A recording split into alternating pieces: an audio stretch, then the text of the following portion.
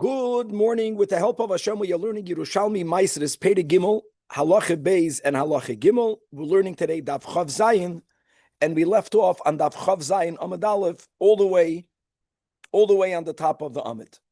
So this little piece that we'll begin today with, up until the new Mishnah Halacha Gimel, is referring back to the last case of the Mishnah. The Mishnah spoke about Charuvim that someone had laying out to dry on a rooftop, as was the custom.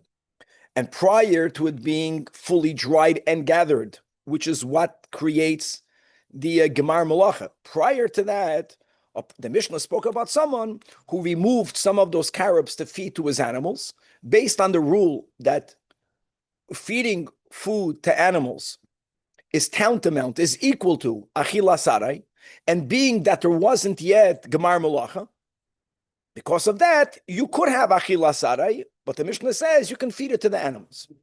Problem with that is, why did the Mishnah have to speak about you feeding it to your animals? Why couldn't the Mishnah speak directly that you can have it Achila Sarai?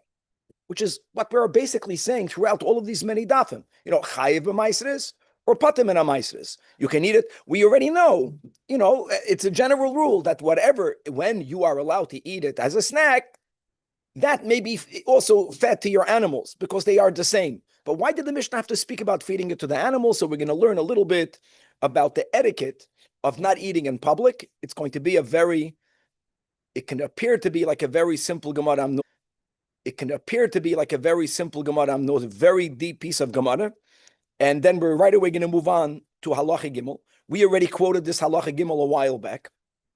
Let's go with Shitas Rabbi Yochanan, as we have him in the Yerushalmi, that even though there are shisha devarim that are koiveya lamaasros, and let's just use these words, which means that even though there is gemar malacha, nevertheless, if these items were not meant to be sold in the shuk, you are still allowed to snack from it, even though there was gemar malacha.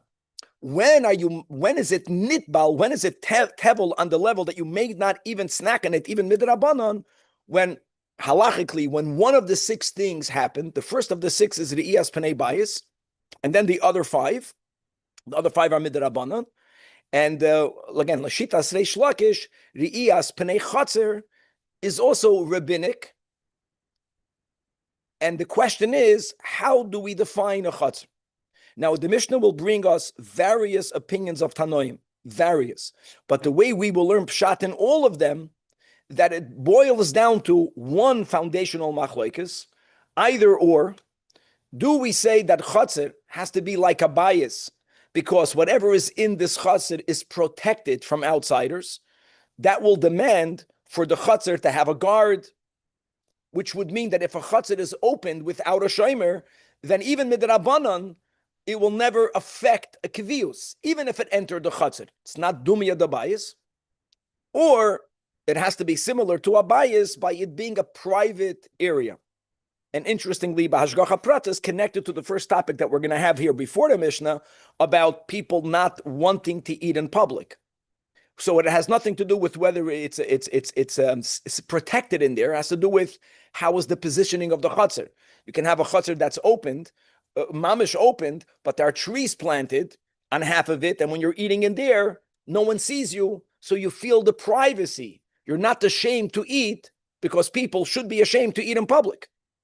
So you have a chutzner where there's like 3 rows of houses around, so the public doesn't see. Private from the public, not from the neighboring houses. Very good. Clearly, when you eat in your dining room, you're eating in front of other people. And when you have guests, it's not only people from your family. And when you have levelé, you're eating in front of 200 people. You understand? It has nothing to do with that. It has to do with you're eating in a private place. You're not eating in the public. Okay, so we're going to have a lot of nuance in the Mishnah. The Mishnah will go on from there to define a chutzner. There are many different types of structures that will speak out. We have to move quick. That were commonplace in the times of Chazal. Some of them we have today. Some of them we have a little bit today. And the question will be, do they have the status of a chutzner since they are adjacent to a chutzner? Just as an example, it was very common that when you had a 2-story building, that's mistama what they had. They didn't have these big buildings. But on the second story, in front of the doors, there was like a porch. Every Motel 6 has it. And that porch goes down into a chutzner with a staircase, with a ladder. is that staircase, does that have a status of a chutzner? Does it not have a status of a chutzner? So we're going to have those details in the Mishnah. We will also have in the Mishnah the definition of a bias. And by the way, there'll be a correlation. We're going to learn some Rashi Ilios between this and Hilchos Mezuzah. Like what's called a bias? Because the Riyas Pnei bias is koveya. There are many structures. How do you define a bias? They used to build certain structures that was unlivable in winter. It was very simple. Is that called a bias? Since people did live in it in all of the months other than winter. And then the final top of it will be fascinating. Will be, do we say on Chag HaSukkos that if someone brought this produce into their sukkah, at least on Sukkos, will it have a din of the Iyas Pnei bias? And it's really going to be l'shitasam to a Rabbi Yehuda and the Chachamim that we have in Masechta Sukkah. I know Rabbi Mendel is putting out his, I think, Sukkah Mishnah series now, so you're going to be familiar. This is going to be the bulk of today's daf. We're going to learn in the Gemara explaining all of these Tanoim that it's all about that has to be Dumya the bias. We already explained it. And then at the end, we'll have something very interesting that the Gemara is going to quote something that Shimon said in the presence of Rabbi Yechanan. I'm not going to get into the detail right now. And it's interesting when an Amoira said something in the presence of their teacher, of their Rebbe, and their Rebbe didn't go against it, normally we are allowed to say that Rabbi Yechanan said it. So the Gemara is going to wonder, why are we quoting that which Shimon said in front of Rabbi Yechanan? Say Rabbi Yechanan said it. Just from the question, you see how things work. Not everything needs to be said explicitly. The fact that he didn't protest against it, that means he agrees to it. He was the leader. And the Gemara is going to say, because the same Shimon made another statement in front of Rabbi Yechanan, that second statement goes against the first statement. So the listeners knew, can't be Rabbi Yechanan agreed to both. Why didn't he protest? Doesn't matter. In that case, we'll never quote Rabbi Yechanan. We will say the emes that the Shimon said it, like, come in front of Rabbi Yechanan. Interesting klal of how things are quoted. How do you make the b'shem oimrei? That will be today's daf. Chevra, let's hit it inside and Chav Zayin Amud Aleph, all the way on top of the Amid. Again, the question is, why did the Mishnah use as an example when you had these carobs that were not yet gathered after dried? So there isn't a Gemar Malacha. So you can have it achila sarei. So the Mishnah was speaking that you can take it off your roof and you can give it to your animals with all the details we learned yesterday, which were very important, because like the argument is, when you take it off the roof to eat it or to feed it to your animals as a snack, doesn't that mean that you don't want it to be dried out more? That's what it means. So why don't we say it has the Gemar Malacha? So we said that since it came from a batch, and since it's near the rooftop, and since if the animals won't eat all of it, the person plans to put back the remainder, that means even this person does not consider it bona fide Gemar Malachet. He's not planning vadai to take it off permanently. That's why, again, it's not a Gemar Malacha, and you can feed it to the animals. So again, the Gemara is addressing, why didn't the Mishnah say you eat it? Now, I know that most people will say, 1 second, the rooftop you are imagining is zikr, a private place. It's a rooftop. Taking it down from the rooftop into what? So the Mishnah doesn't differentiate. For sure, many chatzeros are private, as we'll learn in the next Mishnah, for sure. But many chatzeros were not private. Many chatzeros were not private. Today in LA, I would say that most front yards, unless you illegally have these ficus trees, illegally because there's laws how high of a geder, if you follow the laws of how high the geder, it's not private. I'm saying it's common for it not to be private. The Mishnah Dafke did not speak about you snacking because of this etiquette of not snacking in public, which is a big chiddush, because normally we say you're not allowed to eat in public. Now we're talking about not even snacking in public. And let's read it inside. So is tanoi tanei, that there's a lot missing. One way of learning it, there are tanoim that learned, says the Top Marafulda, not only that you can feed it to your animals, that you are allowed to eat it yourself, achila sarai, because it's the same thing. So you have to add these words, and that's what the Marafulda says. So now the kasha is, why did the Mishnah say moeded lebehema? Let the Mishnah say both. Let the Mishnah say you can snack on it. And the answer is, she'ein shivchoi shel Talmud Chacham lihiyois oichel bashuk. Even a snack. Look how much nuance is here. And really, it doesn't go from the shuk to the rooftop. Means some rooftops, by the way, some rooftops can go into the marketplace. I mean, sometimes the ladder goes from the shuk. Whoever learned Masechta Shabbos, you know all these scenarios. Mamish, Rosh Hashanah, Rosh Hashanah, sometimes not. But since we're speaking about removing it from a rooftop, sometimes it's going to be in a relatively public place. The Mishnah doesn't even want to talk about you eating it. And a Maisa. And there has to be some chiddush in the Maisa. The Maisa appears to be simple, but it's not simple. Kahadol, like the following. This is the big agada that we get in the Yerushalmi. That Rabbi Elazar ben Rab Shimon was once have a achel b'shukah. He was eating in the marketplace. And I'm going to tell you right now, he was not eating a meal. He was snacking. That's the chiddush here. In other words, normally when we speak about not eating in the marketplace, it means to have a meal. Having a snack, if not, he wouldn't have done it. But still, that's she'ein shivchoi shel Talmud Chacham, to snack. So Chamsei Rab Meir, Chamsei means he saw him, Rab Meir saw him, and Amar Lei and Rab Meir told him, B'shuka at ochil, you're eating in the marketplace. So what happened? Ubatel garmei. Stopped eating. That's the pshat. Now I want to say like this: the word garmei goyrem. Who knows what the word goyrem means? The cause was nullified. I think there's something very deep over here. What's the cause for someone to eat in the marketplace? Okay, so you can say that hungry. Okay, that for me is obvious, not wrong, right? Obvious. I would say that people who know that it's not appropriate to eat in the public, there is an attitude, which at times is the right attitude. You can call it, I am not goyres the world. The world doesn't exist. It's the Oibishter and the Jews and the mitzvahs. And if you're a chassid, you say the Oibishter and the Rebbe and your avoida. That's what you have.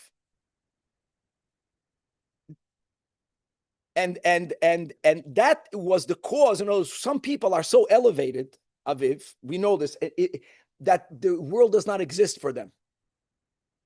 Some people, there were Hasidim that never looked up on any skyscrapers. I forgot on which chassid. The chassid came, Lubavitcher chassid, he came and he had to go to Manhattan.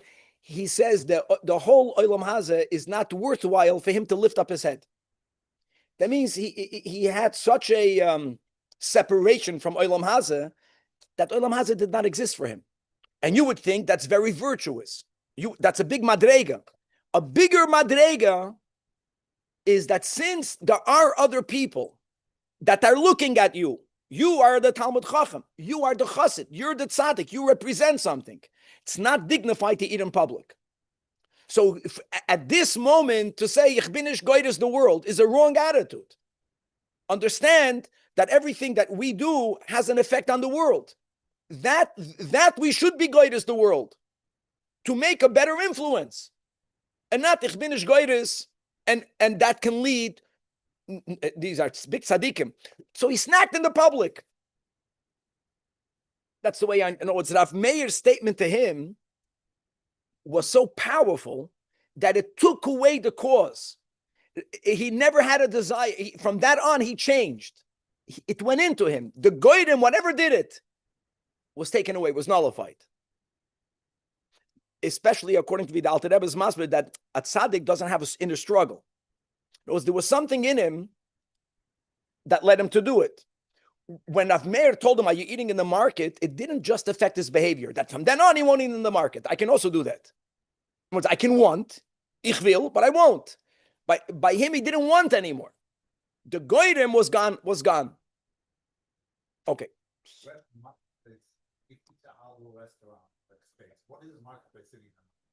Okay, so we spoke about this when we learned Bavli, and what first of all, I said what I felt, but I really checked it up, not stam.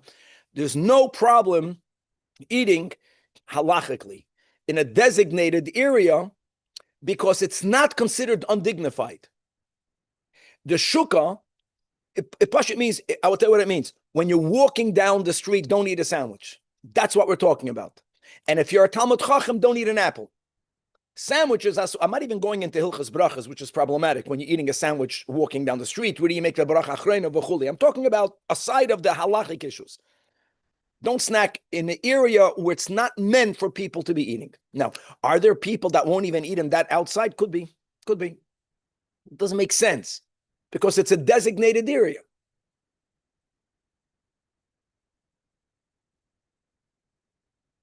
Okay.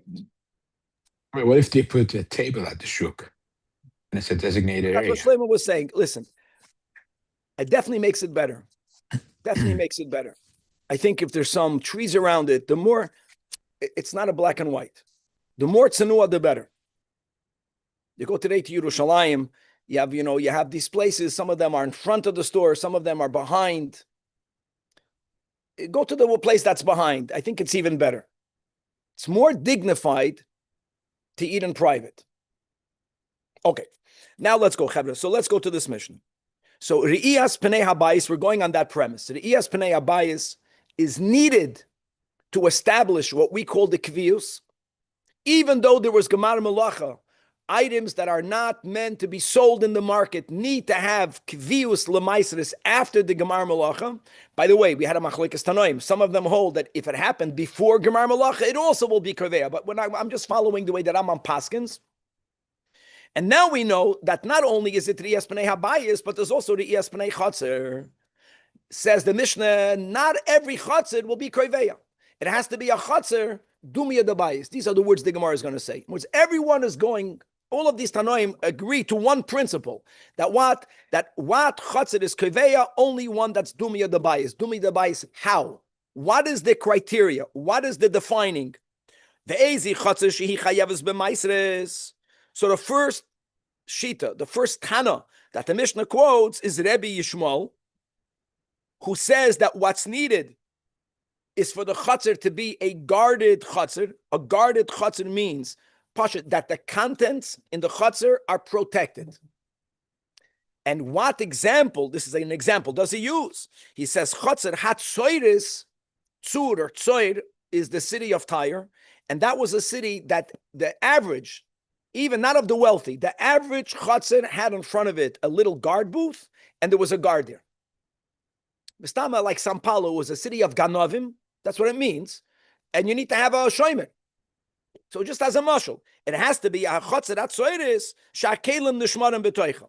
Now it doesn't mean a person can say, but I live in Schweiz, I live who knows where, I don't know where that will be, where no one steals. Doesn't matter. If there's no guard, if the Gavra, this is a culture that they are God-fearing, lucky for the people, but the chefs of the chotzer is not going to be dumei davayis. It's not protected. A house has a door, the door is shut. Okay, and it has to do with having a guard. Rabbi Akiva Omer, the way we will learn Rabbi Akiva agrees with Rabbi Yishmael, Chavra Halkop. All of these Tanoim, it's really two opinions. It's about protection or about privacy. Rabbi Akiva agrees with Rabbi Yishmael. It's about it being protected. Elamah, he says, even if there is a guard, it's not enough. There needs to be something else. What's the something else? Kol she'echad pesach ve'echad noyel ptura. When you have two homes that are using the same yard. And I'm going to give a little words now that you'll understand more when we learn the Gemara today. Both own, or both are tenants. Not one owner, one tenant. We'll leave that for the Gemara. They have equal balabatishkeit in that area. Even if one is OCD in having the front door closed. The other one has the right to leave it open. To get on the nerves of his neighbor, or because when his kids come back from school, the door should be open. Or leave it open. I don't know what open. Open means that whenever I'm living in an area where even if I shut the front door, there is a possibility. I know that someone else has the right to open it. I won't leave my stuff in that yard, even if there is a shomer. So a chotzer hatzoyris is not enough. It has to be the front door is closed. I want to say something that Ashgacha Pratis, now that we're living in whatever post-era, that people are very aware here, at least in Chutz La'aretz, about the importance of security, that this concept of leaving the front door closed is something that we are all drilled in the whole time. Leave the front door closed. Leave the front door. And Taki, even if you have a shomer, even if you have a Magen Am guard, if the front door is open, a person comes in. Front door closed is better than a guard. That's gewaldig.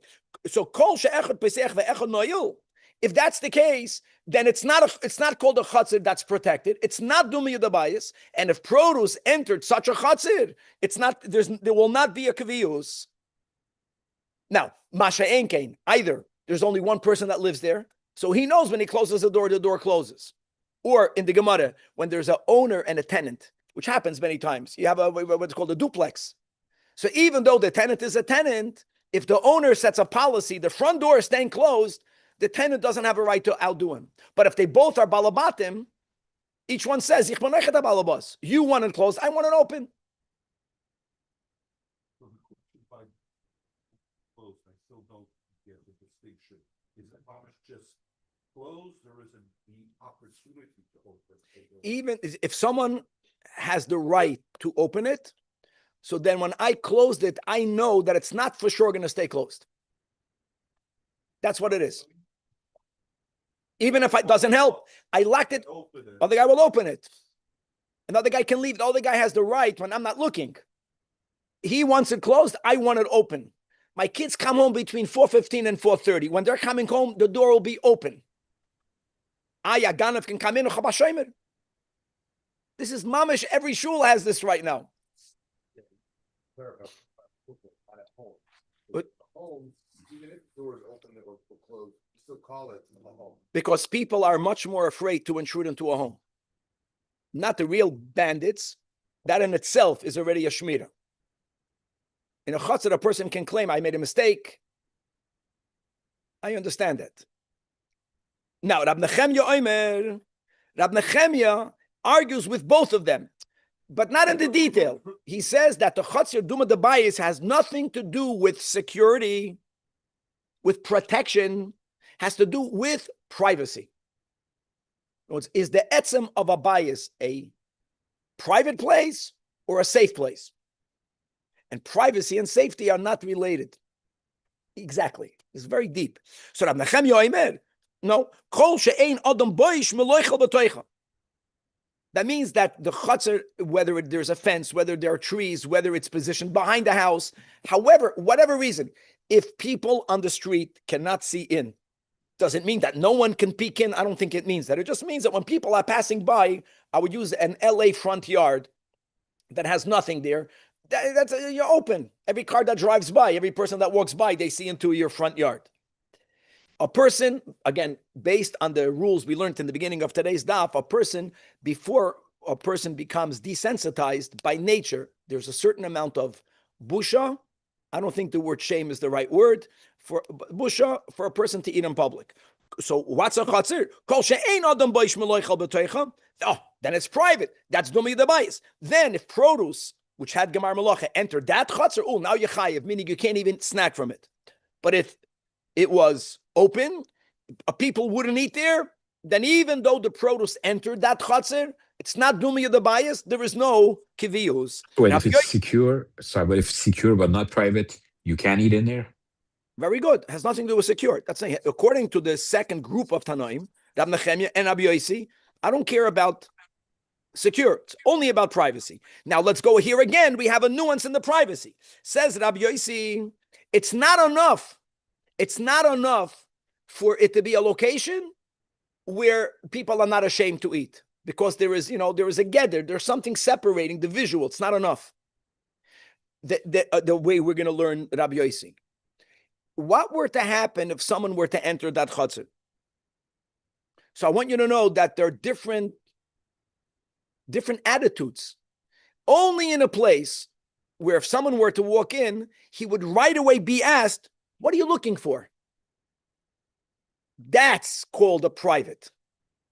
If it's a type of chutzner, and if someone walks in there, no one will notice there's a stranger here. No one is going to ask the stranger what you're doing. Even if no one is there right now, still not considered private.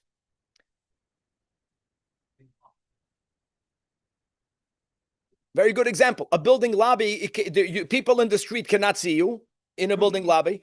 But when someone is no one asks the other, what are you doing here? No one even knows to ask that question. What do I know?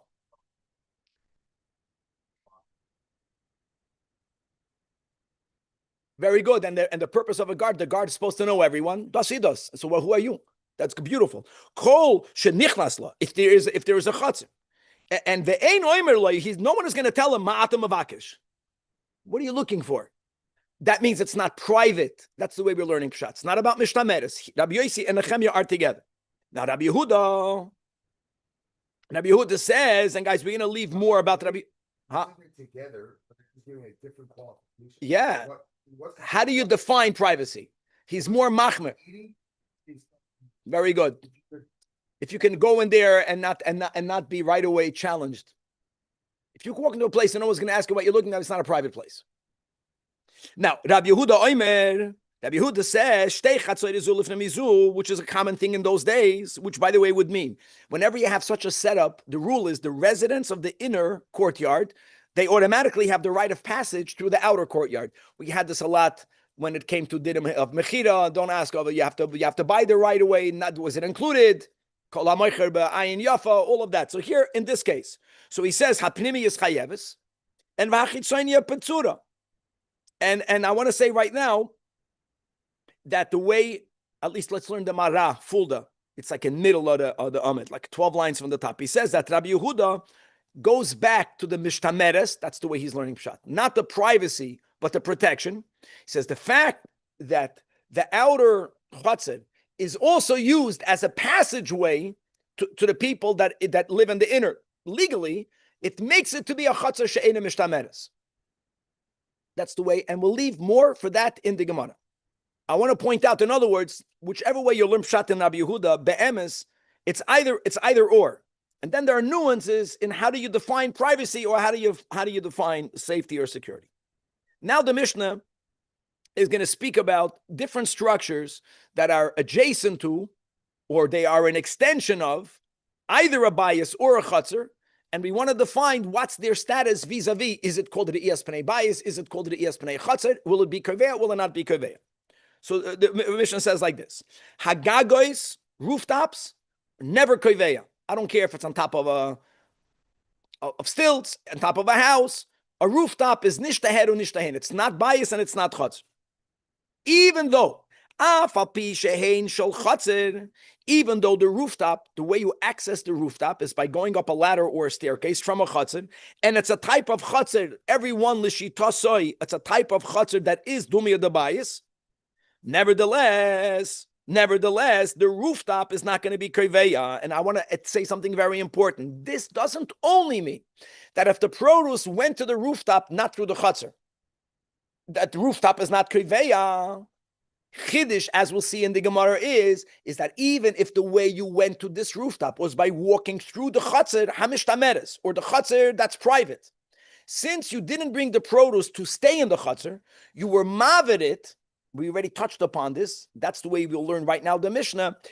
So then nothing, I'm taking it to the rooftop. I went through the chutzner, doesn't matter. That's the way we'll learn right now. So that's the Chiddush of the Mishnah. Next. Doesn't that conflict with everything we learned previously about pressed things on the rooftop? No, it doesn't. No, it doesn't, Vlad. Well, the only thing we did touch upon right now that I said otherwise a few weeks ago is that really there's a machlokes tanoim. If something goes through a chutzner, whether it's kaveh or not. But we'll leave that in the Gemara. The Gemara will come back. But other than that, rooftop is not kaveya. What happens, Vlad, is that the rooftop has Gemar Malach. Something else. But again, don't confuse. Gemar Malach is one thing. We're talking about kaviyus. Now, let's go case by case by case. A Beishar, guys, a gatehouse is mamash when we spoke about the tzoydes in front of, I know this from Brazil, Cheder Menachem, go across the street. In front of the Cheder, there's a little butkala. You know, it's made for a shomer. Think about wherever you saw that. So is that considered? Don't forget that goes into the chutzner or that goes into the house. So what's its status if the produce went into the Beishar? Beishar and achsadra in English he says a portico. It's a long roof porch. That's what this is in front of a chutzner. Think about a long, narrow. That's closed even by three sides. That's called an achsadra. Amerpeses, I know it means a porch in modern Hebrew. I mentioned this example in the intro. We're speaking about a two-story building. This is what we're talking about. let's say every room lives another family. So the ground level, you walk in from the chutzner, apartment A, apartment B, apartment C. But then there's the second story. So you walk from the chutzner up a ladder or up a staircase, and you walk on the mirpeses, it's like a narrow chutzner in front of all of the different hotel rooms, and from it you walk into the hotel room. It's an outdoor hallway. It's an outdoor front mirpeses, front porch. Says the Mishnah, this is important. They will be treated like the chutzner from which they're coming from, which means that if the chutzner is a chutzner, according to Rabbi Yishmael, that's Hamish Tameres. If the chutzner, let's go according to Rabbi Nechemia, I'm just quoting these two, that it's private. If that chutzner is a chutzner that has the iyas penei chutzner koveya, then if produce somehow made its way straight into these areas, like the Beis Shar, then it's already going to be koveya. So there's a Beis Shar in front of a chutzner. What's the status of the Beis Shar? It's considered an extension of the area that it's coming from. If the chutzner is mishtameres, if the chutzner is private, chayav. The imptura. But if the chutzner itself, it's not private, the chutzner is not protected, so then even if the mirpeses is protected, let's speak about private. Even if the mirpeses, no one can see you eating there. Even if the mirpeses is, if anyone walks on this mirpeses, they will be asked, what ma'atam avakesh? Doesn't matter. Since it's coming from the chutzner, if the chutzner is eina mishtameres, then it will be like it's chutzner. Daf Chav Zayin Amud Beis. Guys, this is great. Let's go weiter. Now, how do you define a bias? So, tzrifim. Guys, tzrifim, I'll call this a tipi. It's a very flimsy home, and it provides limited protection from the elements. I'm not going to say a mobile home. I think today's mobile homes are way better than many people's homes. Think about a tipi. Haburganim. We got these words a lot. Burganim are the sheds that they would put in the fields, and their primary purpose was to store produce in these burganim. That's burganim. Veho'alit koyois. These are summer huts that were taka put out there primarily to provide shade from the sun. Okay, not meant to be a residence. None of these homes were homes in which a regular person would live in. So therefore, says the Mishnah, all of them are pater period. In other words, it's not called an iyas penei habayis. However, when it comes to sukas genoisar or genisar here, if you remember near Tiveri Yera Kodesh, when we learned about these peiros genisar, you had these fields, and there was like an unbelievable koyach that Hashem blessed the land in to produce the sweetest, the biggest, the most amazing products in the world. And it was very expensive. It was very chashuv. And it was common that during the harvest season, for people to be able to work, they would build out there in the fields, they would build these sukkos. This is already a bit more permanent, and people would live there during the harvest. Even if they put in this sukkah items that are regularly found in a home. What's regularly found in a home? I know you're going to laugh. Rechaim, I get. Small mills people had in their homes. It's like having today the coffee that you can put, you grind the coffee in your home. That I get. Tarnagoylim. People that lived in huts, they didn't bring in the roosters, the chickens. When you lived in a home, it was balabatish, it was regular that you had tarnagoylim in your homes. So even if you moved into your home with a chaim and tarnagoylim, was du gemeint, is the charayed, like it's up to you. If you treat it like a home, it's a home, nicht azoi. Says the Mishnah, also petura. Gavaldik. Now let's go further. We're going to structures. Each category the structure is getting better. For people that build ADUs over here, you can see how the upgrade. Now you have sukas hayotzrim. So what was that? That these potters, they would build a structure that would be comprised of two rooms, one live inside the other, one inside the other. They would live in the inner one. They would also use the inner one to store the good schoi that shouldn't be stolen. And they would work, produce, fix their pottery in the outer one that was open to the market. That's a sukas hayotzrim.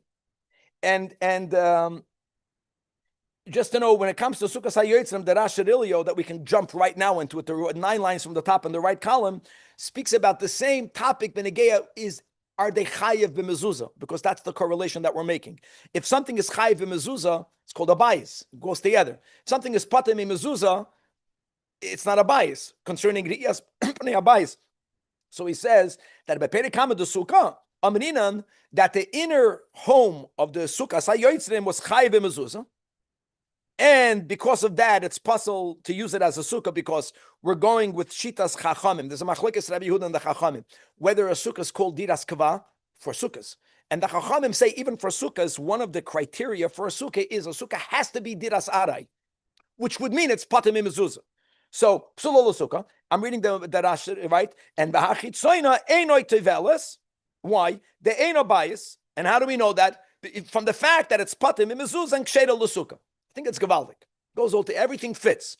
So Sukkos HaYotzrim, that's the Mishnah here. Apnimi is, if you brought your produce into the inner one chayeves, and that's a good raya. You have a haraya, you have to put up a mezuzah. V'haraya, you can't use it as a sukkah during sukkahs. V'hachitzoina will be petura. However, says Rabbi Yossi, even though you're chayev mezuzah, it's not enough when it comes to the dinim of Maisres, for you to say it was the Iyas Habayis. Farvas, because this Sukkos HaYotzrim, which is definitely a better structure than Sukkos Genisoy, which is even a better structure than the Tzrifim and the Burganim, etc., no one was able to live there in winter. Got too cold. In other words, even the Yotzer, he didn't live there during winter. So Rabbi Yossi holds any structure that is unlivable for the whole year, it's not called a structure. Not called a bias. Kol she'ena diras achama v'diras akshamim. Tura. Residence means all year around. Bungalow colonies. Like if you live in Miami, you can live there in summer. So even in winter, you're not living in a house. And the Chazal say a man is a man if they own a home. There's no men there. I can go on, but no. Sukkos HaChag. What about in sukkah? On sukkahs, if you bring your produce into the sukkah. So again, the Rash Arilio, the last line in the right column and the beginning of the left column. So guys, in Masechta Sukkah, like we just mentioned, there's a machlokes Rabbi Yehuda and the Chachamim. Do we say that on sukkahs, the sukkah is called the diras kava? Like, are you chai b'mezuzah?